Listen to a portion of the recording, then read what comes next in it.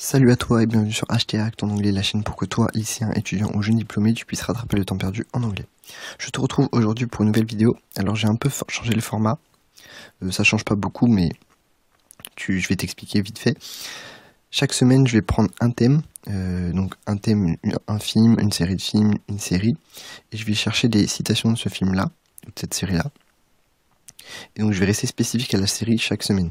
Donc tu vois, ça changera pas trop de d'habitude, c'est juste que avant je prenais un peu des trucs au hasard. Là ce sera vraiment, il y aura des thèmes en fait.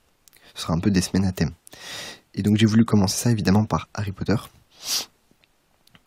Et la citation d'aujourd'hui c'est le premier cours de potion avec Rogue dans Harry Potter 1. Then again, maybe some of you have come to Hogwarts in possession of abilities so formidable that you feel confident enough to not pay attention. Alors, j'ai mis la traduction, la VF juste après.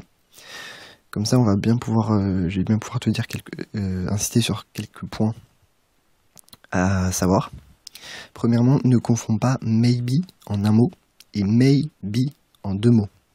Maybe en un mot, c'est un adverbe qui signifie peut-être.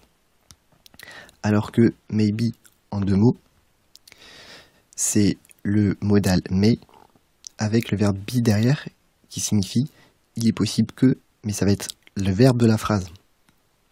Alors que là, on a bien, c'est pas le verbe de la phrase maybe, donc c'est maybe adverbe, donc ça veut dire peut-être. C'est un synonyme de perhaps.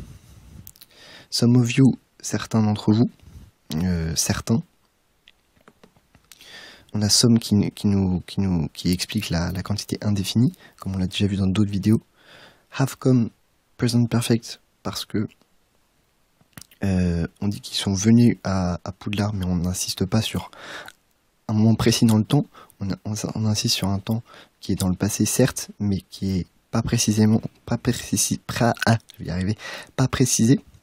Du coup, present perfect. In possession of, là c'est transparent, c'est en possession de. Abilities, ça c'est ability au pluriel. So formidable, ça très important parce que so va amplifier le sens de formidable.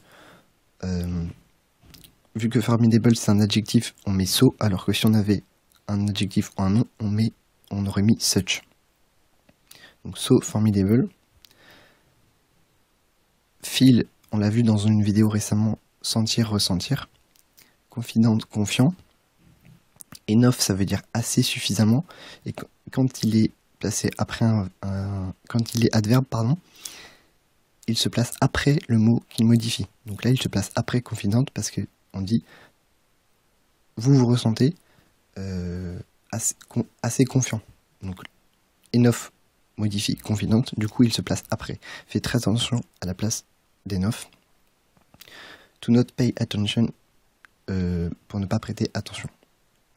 Donc voilà, on a vu pas mal de choses. On a vu la différence entre may et maybe. On a vu so qui amplifie le sens de l'adjectif qui le suit. Et on a vu enough qui doit se placer après le mot qui modifie quand il est adverbe. Donc rapidement sur la version française.